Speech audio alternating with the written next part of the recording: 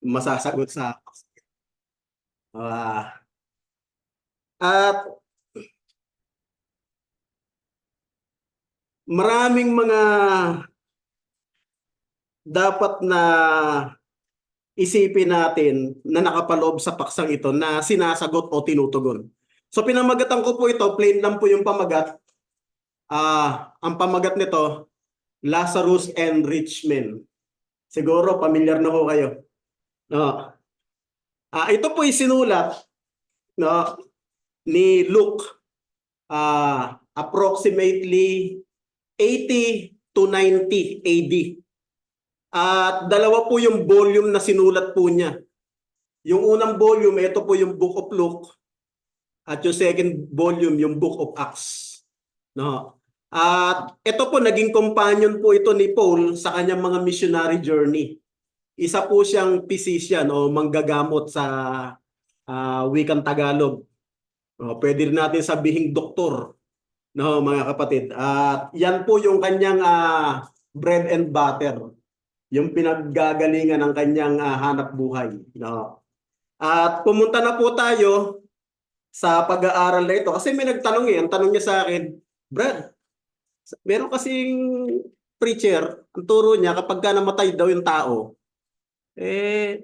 mawawala-ala. Sabi ko, parang bago yun. Ano yun, magkaka-amnesia? Parang si, may Alzheimer.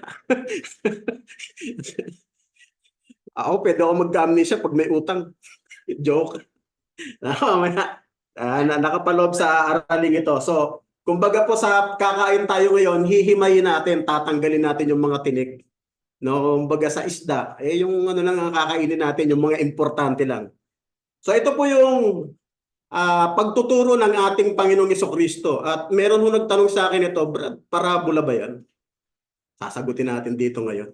Yung unang binanggit sa chapter 16, kasi yung 16, isang context po yan eh.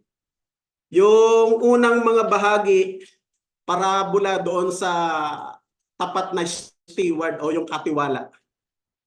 Pero dito, mga kapatid, hindi po siya sinabing parabola. Kasi kung kayo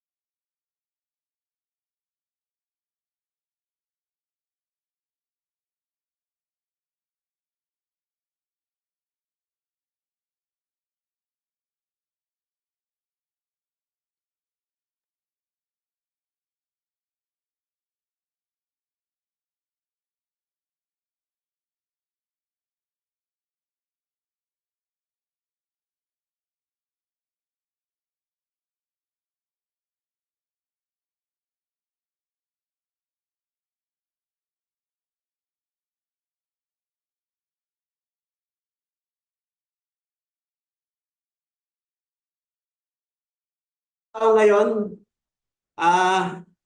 madalas na ginagamit, binabanggit sana all. Di ba ganun? Sana all. Bakit po? Biruin mo araw-araw kumakain ng sagana. Sino bang hindi mapapasana all doon? Tama ho ba mga kapatid? Hindi pa lahat ng tao yan ang hinahangad. Araw-araw kumakain ng sagana. No? Yan ho yung dito yung binanggit sa chapter 16 verse 19. Ito po yung unang verse na doon binanggit. So, magbibigay din lang po ako doon sa English yung clothed purple, no? O a purple robe or garment, no? This color was expensive as well as splendid and was chiefly worn by the princess, kings, at wealthy people during that time. At karamihan po niyan, yung mga sinasabing fine linen, galing po sa Egypt o sa Ehipto dahil doon po talaga nagmumula yung mga magagara, malalambot na kasuotan during that time. Ito po ang katunayan na Ezekiel chapter 27 verse 7, manipis na kayong lino, nayaring may burda na mula sa Ehipto, ang iyong layag upang maging sa iyo'y isang watawat, kulay asul at morado, na mula pa sa pulo ng Elisa ang iyong kulandong. Basa pa ho ako, isa pa ho. In Genesis 41:42, ito po yung naipaliwanag na po ni Jose yung panaginip ni Pharaoh. Ito po yung gagawin na po siyang gobernador, na mamumuno po siya sa buong Ehipto. Sabi po, at inalis ni Paraon sa kamay niya ang kanyang tandang singsing at inilagay sa kamay ni Jose. At siya ay sinuotan ng magandang lino at nilagyan siya ng isang kwintas na ginto sa palibot ng kanyang leeg. So pansinin niyo yung binabanggit doon na sinuot ng mayamang kulay ube at lino, malalambot. Galing lahat yun sa Ehipto. Ibig sabihin, sila po yung source nun. No? Naglalarawan ng masagana at marangyang pamumuhay. Nakuha niyo po? So ito po yung unang karakter na doon binabanggit. Isa pa ho, in 1 Chronicles chapter 15:27, at si David ay nababalot ng isang balabal na mainam na kayong lino. Pansinin niyo po, who is David? He is the second kings over the United Kingdom of Israel. Hindi pa ho divided kingdom during this time. No? Yung sinusuot po ng mga hari, no, yung po yung binanggit sa 16 ng Luke na binabasa natin, yung malalambot na kasuotan para lang po sa hari, sa reyna, sa prinsipe at sa mga prinsesa at mga mayayamang tao. So yung unang karakter na binanggit, mga kapatid, naglalarawan ng marangyang pamumuhay ng isa pong mayamang tao. Kumakain araw-araw ng sagana, no? Mapapasana all ka na lang talaga. Pero pansinin niyo po yung second character, 16:20-21. At isang pulube, remember this word mga kapatid, at isang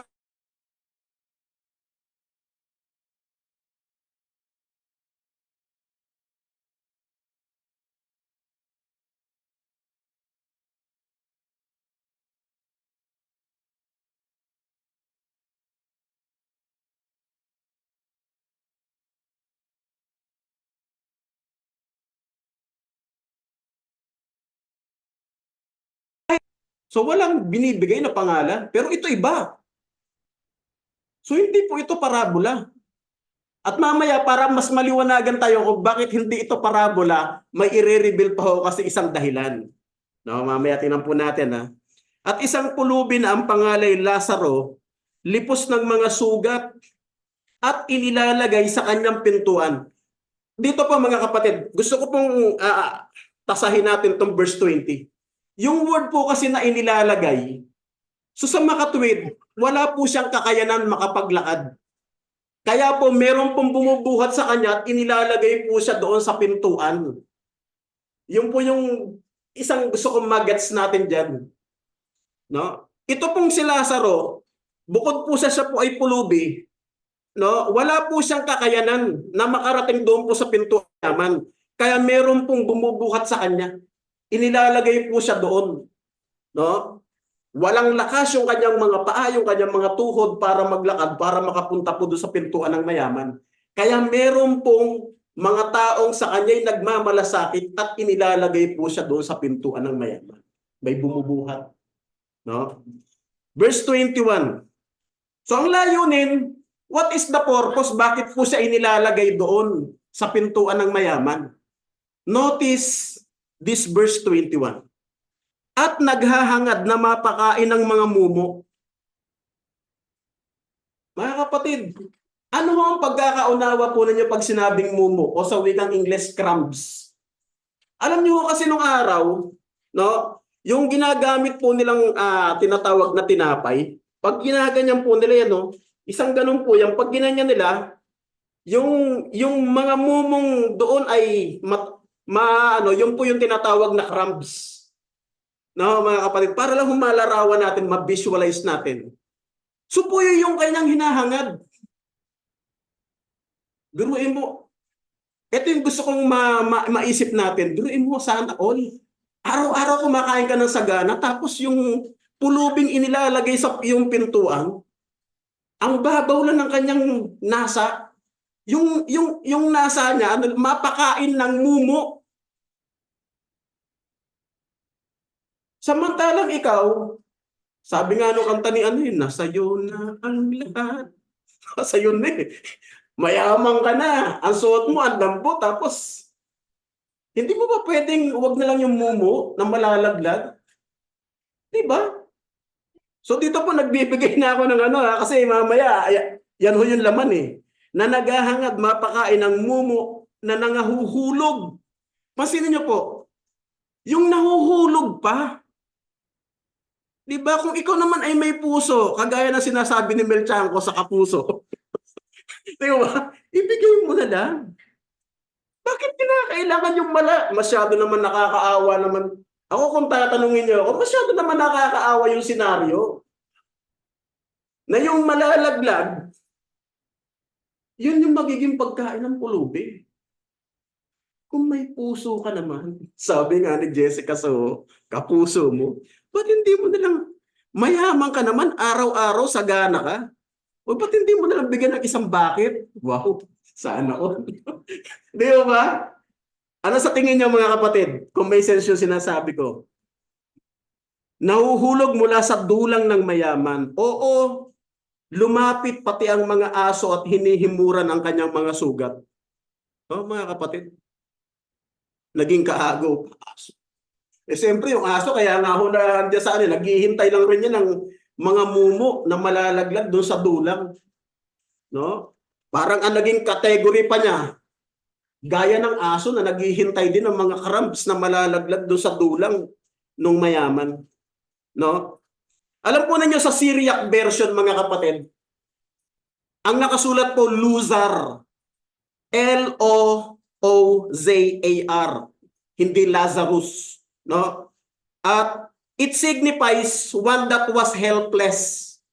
Helpless po siya kasi pansinin niyo po yung sabi ko sa inyo, tandaan niyo yung verse 20. Inilalagay po siya doon. Wala siyang kakayanang makalakad doon sa pintuan ng mayaman. At mamaya alamin natin, bakit po yung madalas na binabanggit pagka PWD, inilalagay sa mga pintuan, meron pong signified dyan eh. Alamin natin yan. Mamaya, bago tayo pumunta ron dito po, yung salita po niya sa Syriac version is loser.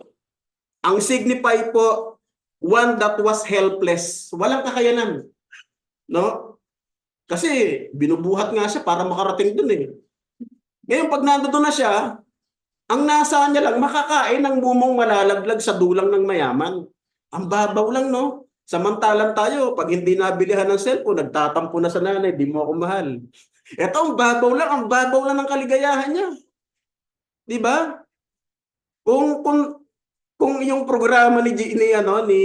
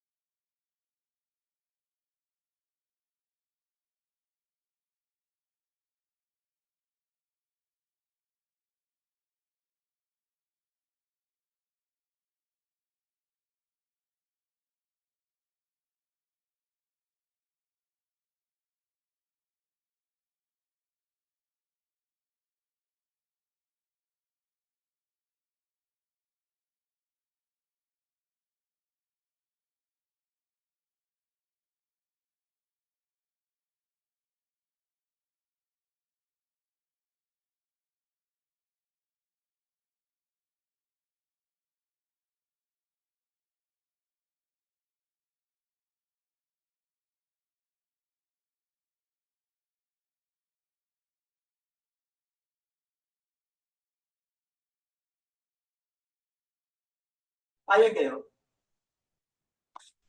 Pero may control eh. He controls everything. No? Nung naglingkod po si Jacob kay Laban, 7-7, 7 kay Raquel, 7 din kay Leah. Diba? Bless po si Laban. Yung lahat ng mga hawakan ng kanyang kamay, ganun din si Potiphar. Nung kay Jose, diba? Bless lahat ng mahawakan ng kanyang kamay. Umuunlad. Ibig sabihin, kalooban ng Diyos. So ito po kalooban. Mababasa niyo po ito in Deuteronomy chapter 15. Ano po yung kautusan ng Diyos, kalooban ng Diyos sa mga kapatid na mahihirap, sa mga kapatid na dukha, sa mga kapatid na helpless. Pagka ikaw pinayaman niya, pagka ikaw bless niya ng mga kayamanan, no? Sabi po niya rito in Deuteronomy chapter 15 verse 7, dadahan-dahanin ko po yung pagbasa. Kung magkaroon sa iyo ng isang dukha, ano po ang kalagayan ni Lazaro? Hindi po ba helpless? Pulubi? Figures dukha. Bakit talaga? Ang sabi po dito ng Panginoon Diyos sa mga Israelita, kung magkaroon sa iyo ng isang dukha, na isa sa iyong mga kapatid, na nasa loob ng iyong pintuan daan, nasaan po inilalagay si Lazaro? Hindi po ba sa pintuan ng mayaman? Sabi niya na nasa iyong pintuang daan. So, po ba ang kalagayan ni Lazaro? Pasok hindi. Saan po inilalagay si Lazaro? Sa pintuan po ng mayaman. Ano po ang utos ng Diyos? Sa lupaing ibinibigay sa iyo ng Panginoon mong Diyos. Sino po yung nagbigay? Dito po sana magkaliwanagan tayo. Kung ba't ka nagkaroon ng possession, ang nagbigay ang Diyos. Tama? Isa-isahin po natin yan.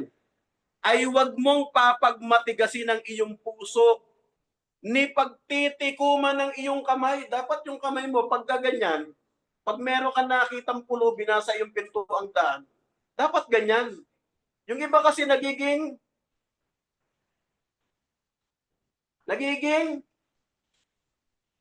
ganyan. Diba?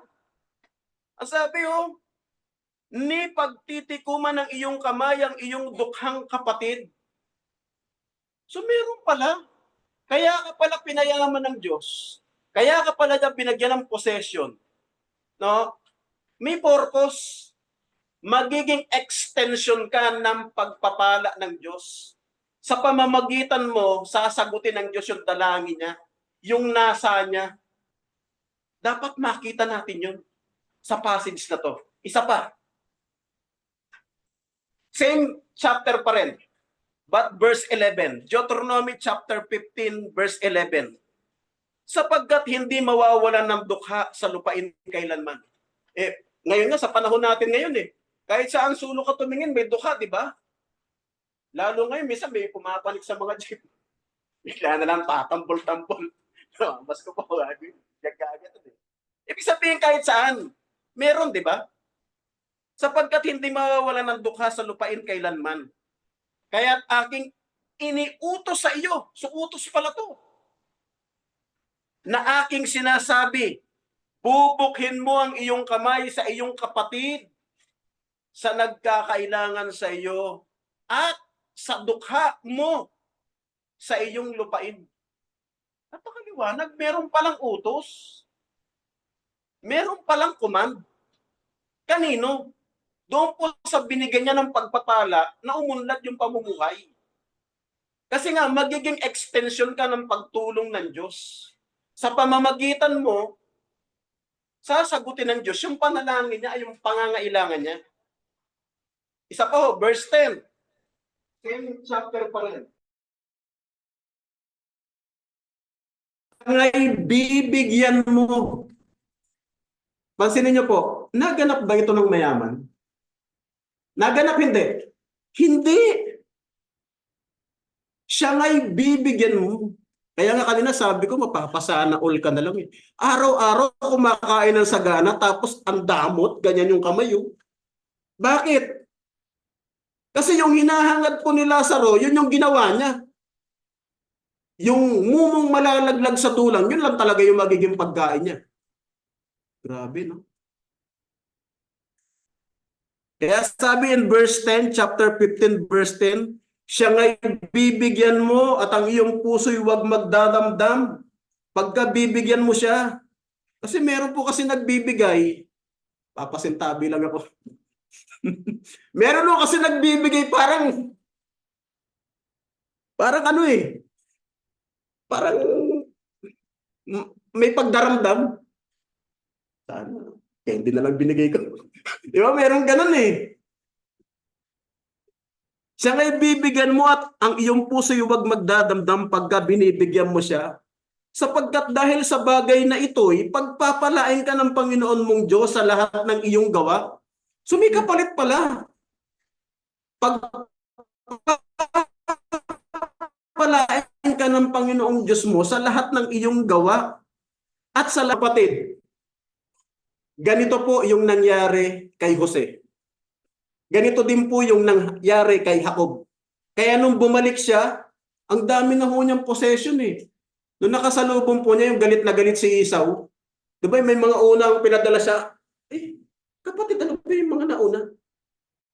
Di yung mga anak ko yun, yung mga asawa ko, yung mga anak ko kaya, yun yung mga anak ko sa'yo, yung bagas pampahupa ng sa sobrang tagal ng panahon.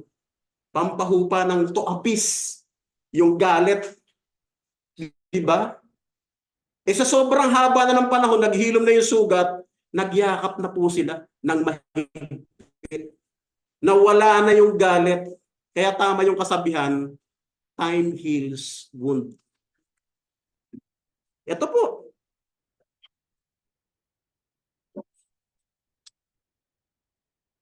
Kaya dapat po mga kapatid, lagi tayong bukas ang palad. Kasi meron hong kapalit eh. Pagpapalain ka sa lahat ng hihipuin ng iyong kamay.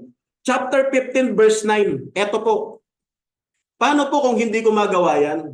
Blines ako ng Diyos. May kakayanan naman ako. Tingnan niyo po ha.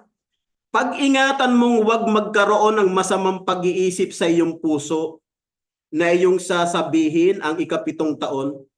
Kasi po sa batas ng Diyos, pag 7 years na po, halimbawa ikaw po ay pinayaman ng Diyos, pinaunlad ka, nagkaroon ka ng mga alipin. Pag dumating po yung 7 years, meron pong batas ang Diyos, release lahat po ng mga kapatid mo na naging alipin mo. Release. Hindi pa pwedeng iiwan sa iyo na alipin pa rin. No? Pera pa yung jubileo o yung 50th year. No? Ang ikapitong taon ay taon ng pagpapatawad. Lahat na ba naman, halimbawa, lahat ng may utang sa batas po ng Israel, may utang ako sa iba, may utang ako kay sister, 10,000. Pag dumating yung 7th year, batas ng Diyos yan sa mga Israel. Papatawarin mo, back to zero. Walang utang. Kasi baka sabihin mo na ko, 7 years na dapat pwersahin ko tong magbayad ka na. Hindi po ganun eh. No? Sabi niya no? Huwag magkakaroon ng masamang pag-iisip sa iyong puso na iyong sasabihin ay ikapitong taon ay taon ng pagpapatawad ay malapit na. At ang iyong matay magmasama laban sa iyong dukhang kapatid. Nako, ang usapan mga kapatid, dukha ah.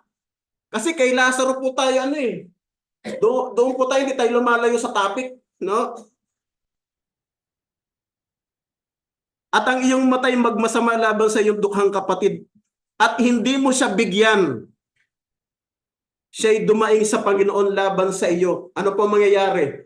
At maging kasalanan sa iyo. So ano po yung nagawa ng mayaman? It is a sin or not a sin? Kasalanan. Kasalanan palang maging madamot. Ayun o, liwanag. Hindi ka naawa. Ang babaw lang ng kahilingan niya, mapakain ng mumu, meron ka naman ng lahat ng pagkain eh. Sabi nga, araw-araw kumakain ng sagana, mayaman ka kumbaga sa sa wika ng mga lansangan, mahaba ang pisi. Diba? Mahaba ang pisi mo. Ano ba naman? Meron ako ritong isang buong manok. Sa'yo na. Araw-araw naman kumakain ka na sagana. Diba? Ba't kailangan mumulang? May kaagaw ka pang aso. No, mga kapatid? So ang pamagat po niyan, laws regarding the poor. Sa chapter 15 po ng Deuteronomy. Yung Deuteronomy po, ang kahulugan po niyang pag-uulit ng pagsusulat ng kautusan. No, mga kapatid, sa wika po natin. Kaya po, ipinaliwanag po yan uli sa second po volume na sinulat ni Luke. Di ba sumulat nun? Luke 16:9. Tingnan niyo po sa volume to. Yung Book of Acts, pinaliwanag niya yan. Nakasulat po in Acts chapter 20 verse 35. Ano po sabi ni Luke? In everything I did, I showed you that by this kind of hard work, we must help the weak. Now, we must help the weak. Remembering the words of our Lord Jesus himself said, it is more blessed to give than to receive. Pinagpapala po si Lazaro kung siya po'y bibigyan ng mayaman. Pero mas lalong mapalad ang nagbigay. Bakit po? Sinabi ka na sa Deuteronomy chapter 15, no? Lahat daw anya ng hipuin ng kanyang kamay nitong nagbibigay, pagpapalain siya. Diba? Pinagpala po ba yung walang kakayanan na dukha? Opo. Pero mas lalong mapalad anya ang nagbibigay kaysa tumatanggap. Bakit? Nagiging extension ka ng pagpapala ng Diyos. Sa pamamagitan mo, kapatid, ikaw na mayroon na tutugon yung dalangin ng walang-walang kapatid. Yung salat na kapatid. Ang sarap nun. Yung maging extension ka ng blessing ng pagpapala ng Diyos. True you na tutugon yung panalangin ng walang kakayanang kapatid. Yung less fortunate. Diba? Ang sarap sa feeling nun. Kaya sabi po niya, nagbigay halimbawa ako sa inyo sa lahat ng mga bagay. Na sa ganitong pagpapagalay, dapat kayo magsisaklolo sa mahihina. Alalahanin ang mga salita ng Panginoong Hesus na siya rin ang may sabi. Ano sabi ng Panginoong Hesus? Lalo pang mapalad ang magbigay kaysa tumanggap. Blessed po yung nakatanggap, yung binigyan. Pero mas blessed po yung nagbigay. Kasi merong pusang pinakawalan na pag-aari niya. Na ipinagkatiwala din sa kanya na tinanggap niya lang rin naman. Diba? Galing kasi sa Diyos eh. Kasi ang sabi ng Panginoon Diyos sa chapter 15 ng Deuteronomy, pag ikaw ay naparoon sa lupang ibinigay ko sa iyo, bubukin mong iyong kapatid sa iyong kapatid na dukha at mapagkailangan.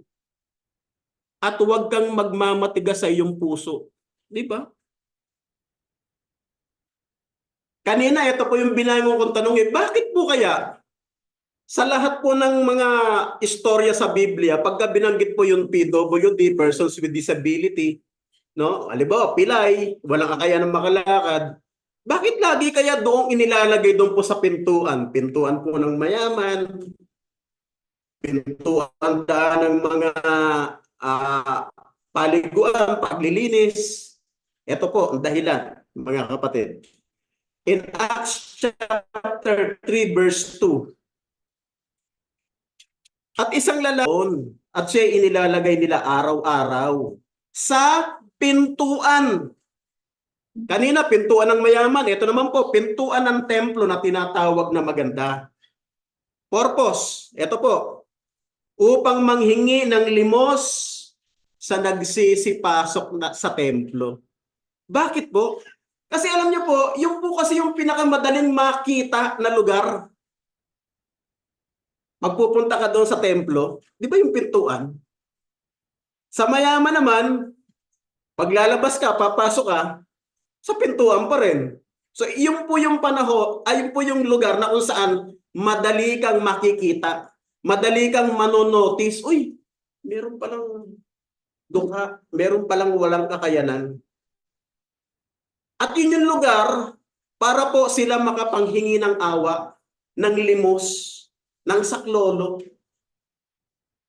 Di ba? Yun ho yung dahilan.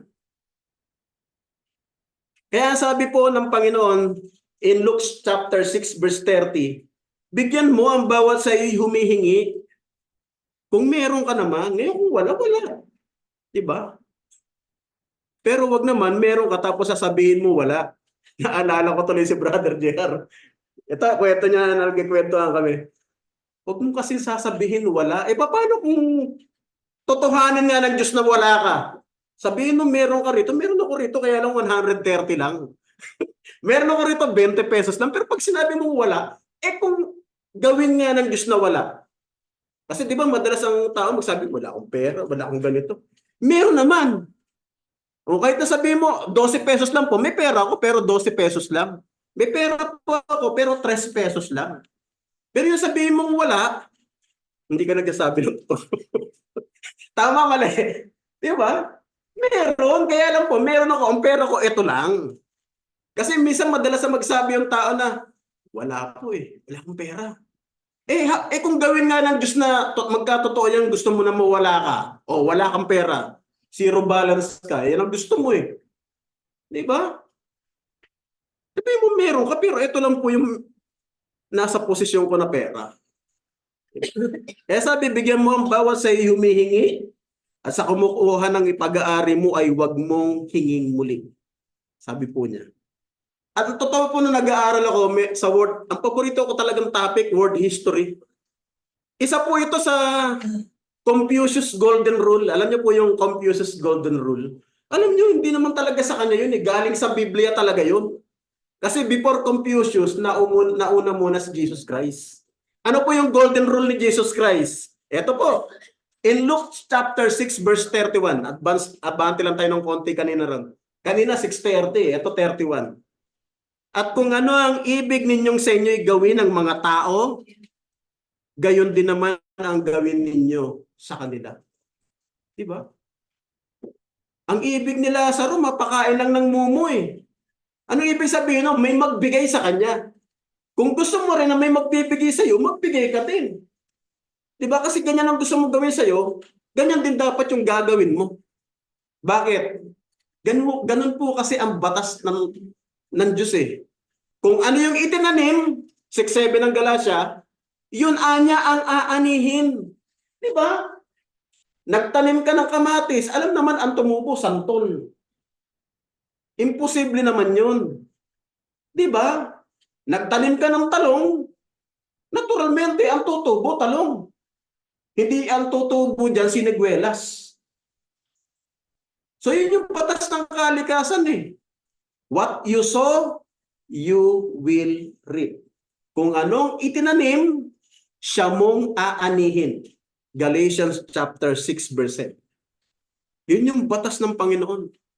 The golden rule. Kung ano ang ibig ninyo sa inyo gawin ng mga tao, gayon din ang gawin ninyo sa kanila. 16:22. Ito po. At nangyari na namatay ang pulubi. Kasi po, lahat naman ng tao, ang finish line, kamatayan. 9:27 po ng Hebrew, di ba?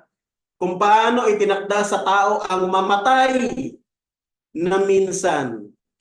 Pagkatapos nito ang paghuhukom. Ito po yung appointment na hindi natin pwedeng Indianin. Kung manghilig kang mang-Indian, ito po, hindi natin pwedeng Indianin to. For it is appointed to men die once, after this comes judgment. 9:27. So ito po, sabi po ng Panginoong Diyos, at nangyari na namatay ang pulubi at siya'y dinala ng mga anghel sa sinapupunan ni Abraham. At namatay naman ang mayaman at inilibing. So pansinin niyo po dito po mga kapatid, kaya nasabi ko kanina hindi po ito parabola.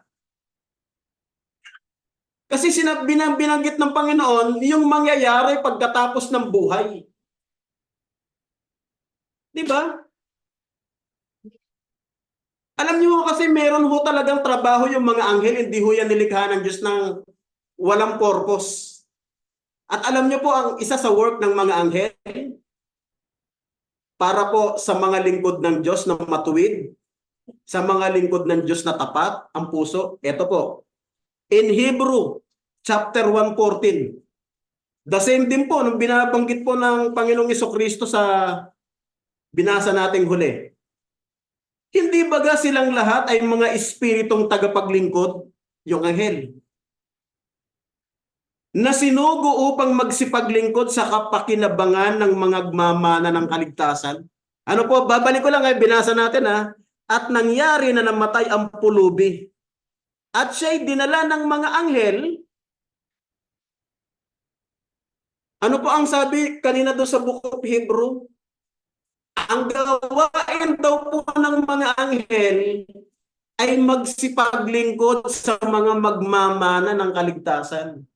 So dito po nakita nyo, ang ginawa ng mga anghel nung namatay po si Lazaro, siya po'y dinala sa sinapupunan ni Abraham. Ganda, ano po?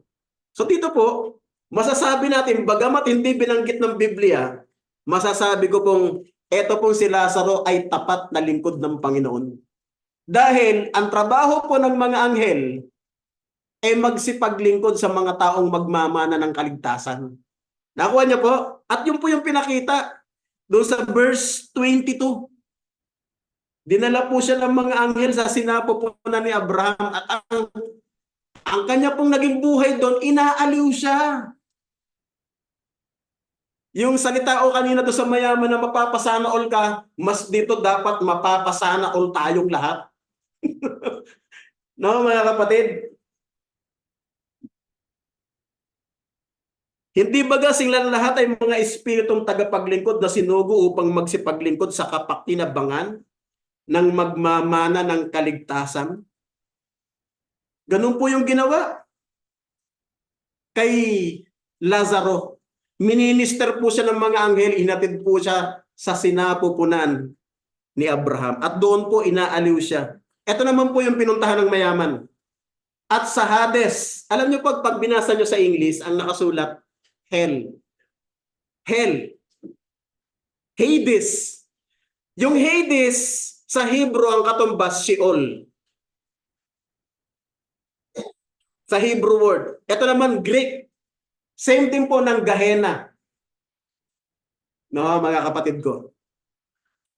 Ay nasa mga pagdurusa. Yung Hades na binabanggit, yung po yung place of torment.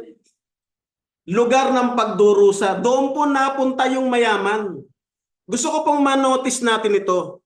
Hindi po dahil mayaman siya kaya siya po napunta ron. Ang dahilan po, meron po siyang mga kalooban ng Diyos, kautusan ng Diyos, na hindi niya nagawa. Number 1 po, yung batas ng Diyos para po sa mga dukhang kapatid niya.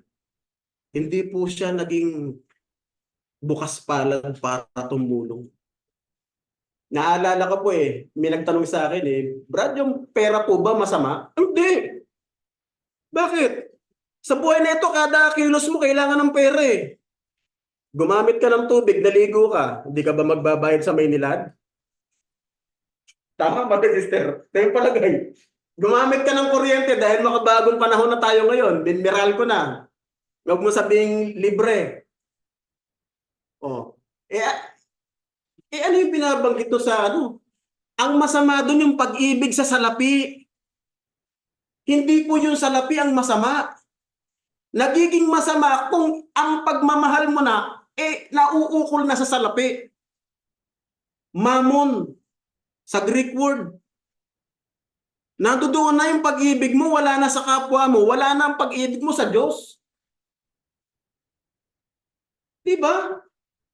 Sobra ka na mapagmahal sa salapi. Ganito po yung nangyari sa mayaman. Kaya alam nyo, mas mahal ng Diyos yung ganyan. Hindi mahal ng Diyos yung ganyan.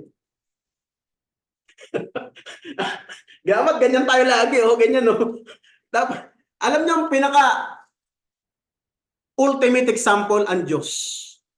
3:16. For God so loved the world that He gave us His only begotten Son. Siya po yung ultimate example kung meron hong giver. Ang pinaka-giver na sa lahat, ang Diyos. Yung kaisa-isa niyang bugtong na anak para lang tayo maligtas sa ating mga kasalanan, mapatawad tayo. Kasi wala makakagawa nun eh. Hindi po ang mga hayop. Sila po'y anino lamang. No? At sa Hades ng pagdurusa, itiningin niya ang kanyang mga mata. Eto na kapatid, yung tanong mo, pag namamatay ba may amnesia? Amnesia ako. Hindi ko alam kung ano yung buhay ko na nakaraan. Wala akong alam. Eto po, ay itiningin niya ang kanyang mata at natanaw sa malayo si Abraham. Ilang daanang taong patay si Abraham bago po yung istorya nilang dalawa, ni Lazaro at nung mayaman. Eh bakit po nakilala niya? So ibig sabihin, meron siyang ala. At si Lazaro, na-recognize niya si Lazaro. So wala siyang amnesia. Mamaya pa meron pang isa, magugulat ka pa, na nasa kanyang sinapupunan. So ibig sabihin, may alaala siya. Kilala niya nga si Lazaro eh. Alam niya, ito yung nilalagay sa pintuan niya eh. Tapos, ang tagal na hong daang taong patay, kasi yung Book of Luke was written AD. Magkaibang panahon. Yung istorya po ni Abraham was BCE. Magkaiba yung timeline. Nakuha niya po? Pero bakit nakilala pa rin ng mayaman? Uy, si Lazaro yun ah. Oh, ibig sabihin, yung sinasabi ng isang mangangaral na pag namatay ka, may limot at factor. Magtaka ka na, wala sa talatayang kapatid. Ito pa isa. Mamaya, meron pang susunod. No? Mga kapatid, yung salita pong hell, o ibig sabihin, Hades, no? Prison place para po sa mga unsaved ones. No?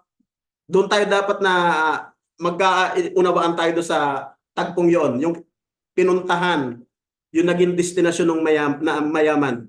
No? Until the great white throne or judgment. No? At ito po mga kapatid, hindi po ito parabola. Unang-unang dahilan, nag-drop po siya ng pangalan. Pangalawang dahilan, sinabi niya na mayroong buhay pagkatapos ng kamatayan. Diba si Lazaro may pinuntahan, bosom of Abraham, yung mayaman may pinuntahan. At ang pangatlong dahilan, ang kausap po rito ni Jesucristo, ang pinatutungkulan niya, mga Pariseo. Mamaya babasahin natin ha. Ang mga Pariseo po, isa po silang group of sect ng mga Hudyo sa kanilang relihiyon na naniniwala sa pagkabuhay na mag-uli. Ang hindi po naniniwala sa pagkabuhay na mag-uli, Saduceo. Nakuha niya po? Kaya hindi po ito parabola.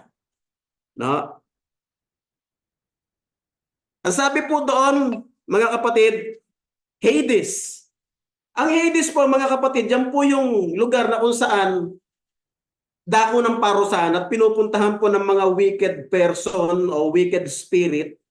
Yan po isang lugar na kung saan literally dark place.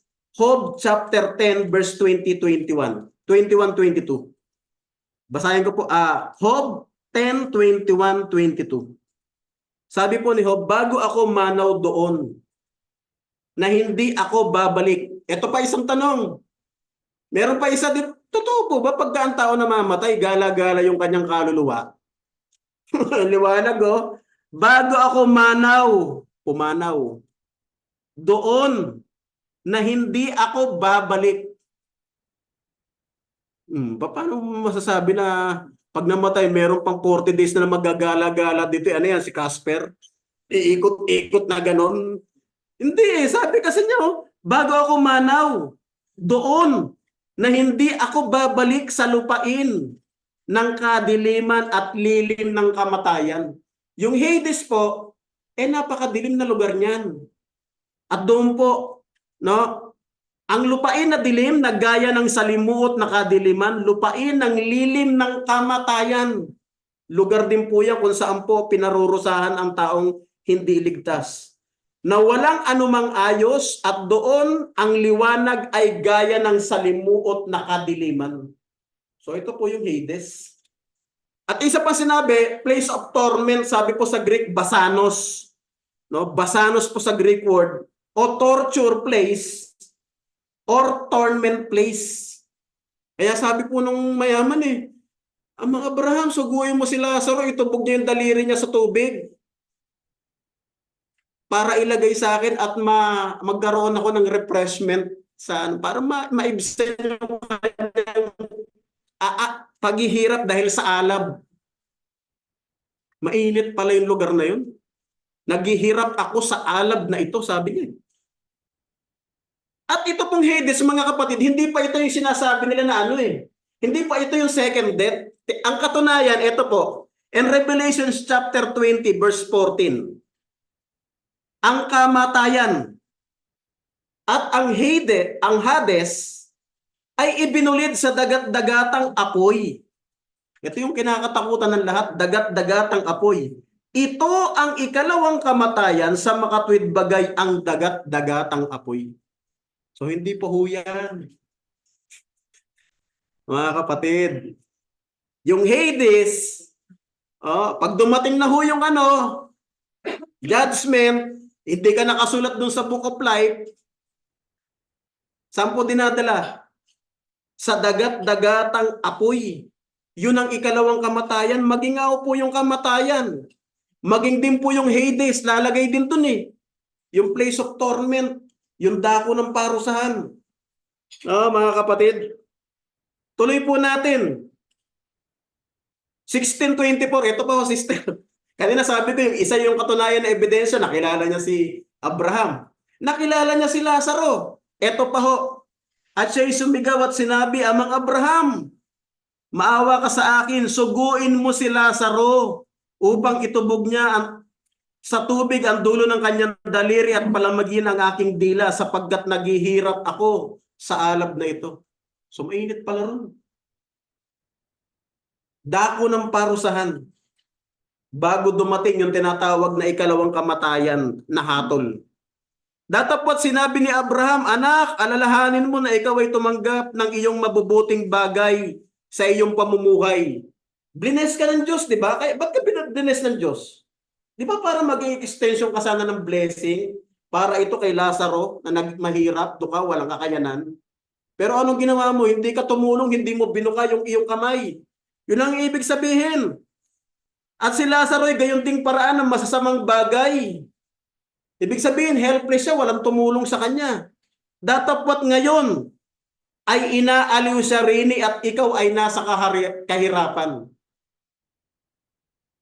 Kaya ano kaya yung masarap puntahan doon? Ang sarap pong puntahan, yung mapapasanoon ko yung pinuntahan ni Lazaro. Inaaliw siya rin at ikaw naman ay nasa kahirapan. Ito po yung pangalawang punto ko. Bukod sa lahat na ito, may isang malaking banging nakalagay sa pagitan namin at ninyo upang ang mag-ibig tumawig buhat din hanggang sa inyo ay hindi maaari. Gayon din naman ang walang makatawid mula diyan hanggang sa amin. Eto pa ho. At sinabi niya, ipinamamanhi ko nga sa iyo, Ama, na suguin mo siya sa bahay ng aking ama. So ibig sabihin, meron pala talaga siyang alaala. Nagbago na naman ang isip niya, hindi napagbigyan niyang una niyang hiling Nasuguin si Lazaro para ilagay yung daliri sa tubig. Sabi niya, suguin mo lang niya sa bahay ng aking ama. So ibig sabihin, meron pa talaga siyang alaala. Bakit kaya sa pinasusugo doon? Ito po yung dahilan, 28. Sapagkat ako'y may 5 kapatid na lalaki. Sister Jenny, alam pa kung gaano karami yung kapatid niya. So ibig sabihin, may alaala. So hindi totoo yung sinasabi ng isang mangangaral na kapag ikaw ay namatay, mawawalan ka ng alaala. Alam niya patay na siya, meron pa siyang naiwang 5 kapatid sa bahay ng kanyang ama. So ano yung pakiusap niya? Ano yung request niya naman dito? Baka pati sila mga parito sa dakong ito ng pagdurusa. Gusto ko pag-aralan natin to. Bakit po niya kaya sinabi ito? Ito po yung dahilan.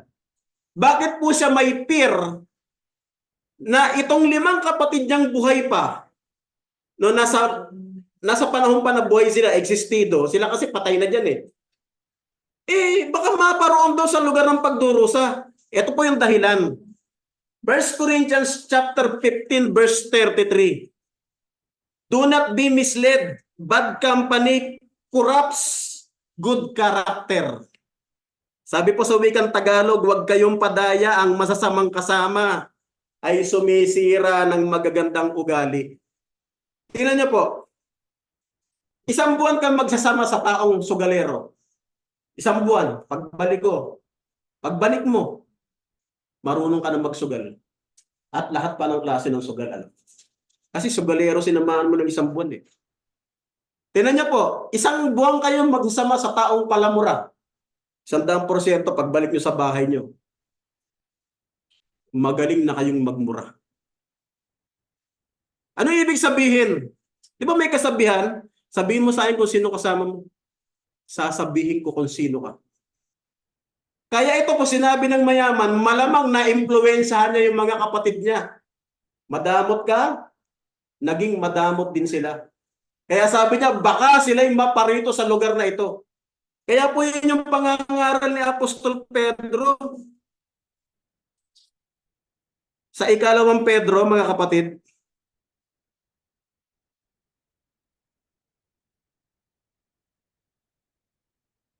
bakit bumalik ako ron?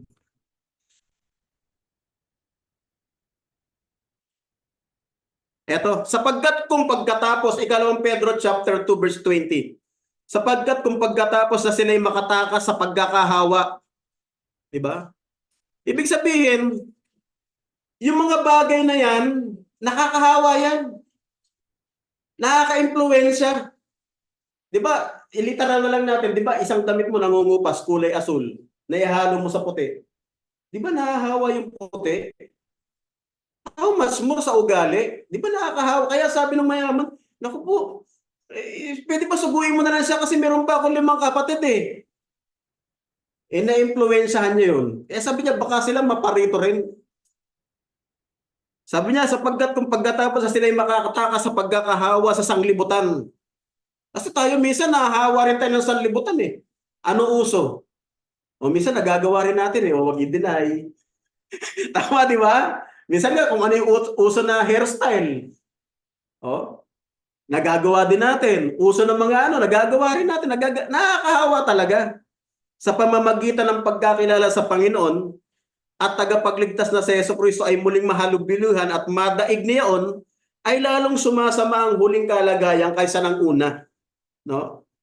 Kaya sabi niya rito mga kapatid, eto eh, sino ang unang Korinto chapter 4 verse 7? Kaya ang takot niya, ang fear niya na impluwensyahan niya eh. Malamang dito rin ang direksyon niyan. Kasi mayroong utos ng Diyos na maging bukas palad ka eh. Kaya ito po sa mga binibigyan po ng pagpapala ng Diyos in financial. Sabi niya, sapagkat sino ang gumawa na ikaw ay matangi? Unang Korinto 4:7. Sapagkat sino ang gumawa na ikaw ay matangi? At anong nasa iyo ang hindi mo tinanggap? Mga kapatid, ito lang, real talk. Meron ka bang maituturo sa buhay na ito na hindi mo tinanggap? Lahat ng meron tayo, tinanggap lang natin eh. Damit, hangin. Yan ang pinakalibre. May nagtanong sa akin, may libre ba sa panahon ito? Meron, hangin. Yung hinihingahan mo na hangin. Libre yan, galing sa Diyos yan. Kasi pag pumusta ka sa ospital, yung binabayaran doon na oxygen, may bayad talaga yun. Pero itong nilalanghap natin ngayon, libre. Lahat yan, tinanggap lang natin sa Diyos kung anong meron tayo. Wala pong ipinapanganak sa mundong ito, may pera na, may alahas na, may property na. Lahat ng ipinapanganak, hubad na lumalabas sa bahay bata ng kanyang ina. Pag namamatay ka, hubad ka rin na babalik doon. Ang Panginoon na nagbigay, ang Panginoon ang mag-aalis. Sabi po ni Job, purihin ang Panginoon. 1:21 po ng Job. Nakasulat yun. So katiwala tayo. Kaya nga po sabi ko kanina, hindi maaaring maging parabola yun. Ito pong katunayan sapagkat ang kausap po niya dyan sa context ni Jesus Christ, mga Pariseo, tinan niyo po 6:10. Ang mapagtapat sa kakaunti, so ibig sabihin katiwala ka eh. Lahat ng mga pinapayaman, binibigyan ng pag-aari. Katiwala ka ang tawag sa'yo. Ang mapagtapat sa kakaunti, mapagtapat din naman sa marami. Naniniwala kayo ron? Kung tapat ka nga sa konti, magiging tapat ka rin sa marami. Kung hindi ka tapat sa konti, 100% hindi ka rin tapat sa marami. At ang di matuwid sa kakaunti, di rin naman matuwid sa marami. Kung kayo nga'y di naging mapagtapat sa masasamang kayamanan, sino ang magkakatiwala sa inyo ng tunay na kayamanan? So ang ganda ng tanong dito ng Panginoong Jesucristo. At kung di kayo naging mapagtapat sa kayamanan ng iba, sino ang sa inyo magbibigay o magbibigay ng sa inyong sarili? Walang aliping makapaglilingkod sa dalawang Panginoon sapagkat kapopuotan niya ang isa at iibigin ang ikalawa. O kaya'y magtatapat sa isa at pawawalang halaga ang ikalawa. Hindi kayo makapaglilingkod sa Diyos at sa mga kayamanan. Pakibasa yung verse 14, brother Nahon, ang kausap niya, Pariseo. 14. 16:14. Meron nung kasunod? 16:14, pakibasa nga. Lucas po yan, Lucas. Kasi yun ang konteksto. Ang kausap niya, Pariseo. At ang mga Pariseo po, naniniwala sa pagkabuhay na maguli. Kaya hindi po ito parabola, mga kapatid ko. Ang mga Pariseo, Ayun. maibigin sa salapi, Mm. ay nangakikinig ng lahat ng mga bagay na ito. At tinutuya. nila. O tinutuya pa. O di ba? Kaya sabi po ni Abraham, teka, yan ang request mo? Ano po sabi ni Abraham? 16:29, datapot sinabi ni Abraham, nasa kanila si Moises at ang mga propeta, bayaang sila'y pakinggan nila. At sinabi niya, hindi ang mga Abraham datapot kung ang isang mula sa mga patay ay makaparoon sa kanila, sila'y magsisisi. Bakit po ginamit niya yung word na magsisisi? Kasi na-influensahan niya na. Lahat ng mga kapatid niyan 5, madadamot yun. Yung word na magsisisi, kaya po yung ginagamit, yung repent, dahil po nakasalangsang sila sa kalooban ng Diyos, sa kautusan ng Diyos, madadamot din ito. Kaya sabi niya, 16:31, sinabi sa kanya, kung di nila pakinggan si Moises, yung mga buhay ng panahon na ng mga propeta, no? At ang mga propeta, hindi rin mahihikayat sila, kahit ang isa'y magbangon sa mga patay. Bakit? Kasi yung sasabihin po ni Lazaro, yun din yung sasabihin nila Moises at ng mga propeta, na ano, merong dako ng pagdurusa basanos. Place of torment, yung Hades. At meron po para sunod sa Diyos, yung mga taong nagmamahal at sumasampalataya sa Diyos. Ano sabi po? In 1 Corinthians 4:6, sabi po ni Pablo, tawa sa aking sarili at kay Apollos sa inyo upang sa amin matuto kayo na huwag magsihigit sa mga bagay na nasusulat. Kasi sasabihin merong dako ng pagdurusa, merong lugar na aaliwin ka. Ganun din eh. May place of torment. Kaya di ba yung tinuro ni Brother Gary yung chapter 12? No? Matakot ka sa Diyos. Sundin mo yung kanyang mga utos sapagkat ito ang kabuuan ng tao. Bakit? Dadalhin ng Diyos ang lahat sa kahatulan. Pati bawat kubling bagay. Yung kubling bagay, yung wala pa nakakaalam, ikaw lang. Kasi pag dalawa na kayong nakaalam, hindi na kukublihan. Lalo na kung ang isa nakaalam, tolits. Alam mo yung tolits? Sa lalaki. Meron din pong chismoso ang tawag tolits tol. Ano ang latest? Kala nyo marites lang may bago. Tolits. Hindi na yung magiging sekreto, kakalat nyo na yan. Di ba? Kaya ano po sabi? Ang naging kalaban po ng mayaman, alam nyo, time. Napaka-importante po ng time. Kaya ito po, sa conclusion na po, ang huling talatang aking babasahin. Huwag kayong padaya. Ang Diyos ay hindi na pabibiro. Sapagkat ang lahat ng ihasik ng tao ay siya na mga anihin niya. What you sow, you will reap. Sapagkat ang naghahasik ng sa kanyang sariling laman, sa laman mag-aani ng kasiraan. Tingnan niyo po yung mayaman. Araw-araw kumakain ng sagana, nakalimutan niya na po magkaroon ng puso. Naging makasarili na sa akin lang to, akin lahat. Mamon. Ang minamahal niya na kayamanan. Puro akin to. Ang kilala niya, I, me, and myself. Wala na siyang ibang kilalang iba. Doon niya lang na-realize nung too late na, nung nasaan na siya, nung nasa Hades na siya. Sabi niya, may 5 pa pala akong kapatid. Doon na siya nagkaroon ng pag-ibig sa kapwa niya. No? Huwag tayong mapagod sa paggawa ng mabuti. Sapagkat sa kapanahunan, magsisipag-ani tayo. Di ba si Lazaro, sa kapanahunan umani? Inaaliw siya rito. Dati puro paghihirap siya. Pero ngayon, inaaliw siya rito. We will harvest in due time. Na? Kung hindi tayo manghihimagod. Kaya sabi niya, verse 10, kaya nga samantalang tayo may pagkakataon. Ito po yung naging ng mayaman eh. Wala nang time. Patay ka na eh. Dapat nung buhay ka pa, ginawa mo yan. Samantalang tayo may pagkakataon, magsigawa tayo ng mabuti sa lahat. Pero merong mas madiin. Lalong-lalo na sa mga kasangbahay sa pananampalataya. Ito po yun mga kapatid, lalo na yung kasambahay natin sa pananampalataya. Napaka-importante niyan. Yung sanang kinahulugan ng mayaman mga kapatid, huwag po natin maging kahulugan. Bakit po? May kalooban po ang Diyos. Bakit tayo blessed financially? Bakit tayo binigyan ng mga ganyan? Para po maging extension tayo ng tulong sa mga mahihinang kapatid na walang kakayanan, sa mga helpless. No? Kaya nga po minsan may abula yan para po magkakaroon ng pagkakapantay-pantay. 2 Corinthians 8:14, sabi po niya, kundi ayon sa pagkakapantay-pantay, ang inyong kasaganaan ay naging abuloy sa panahong ito sa kanilang kakulangan. No? Kasi nagkaroon ng Panginoon sa kapatiran sa mga Hudyo sa iglesia sa Jerusalem. Naging saklolo naman sila, no? Upang maging abuloy sa inyong pantay. At last, mga kapatid, ito po. Kung ang isang kapatid na lalaki o babae ay hubat at walang kakanin araw-araw, yung mayaman kanila kumakain ng saganang araw-araw. At ang isa sa inyo ay magsabi sa kanila, yaong kayong payapa, kayo yung magpainit at magpakabusog. Gayon may hindi ninyo ibinibigay sa kanila ang mga bagay na kailangan ng katawan.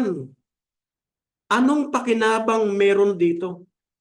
Meron ka naman palang pag-aaral. Sabi, kung ang isang kapatid na lalaki o babae hubat at walang kakanin araw-araw. At ang isa sa inyo magsabi, uy, magsiyahon kayong payapa, kayong magpainit, magpakabusog. Wala naman tayong binibigay, wala naman tayong binibigay na damit, wala tayong binibigay na pagkain. Paano? Isa pa ho.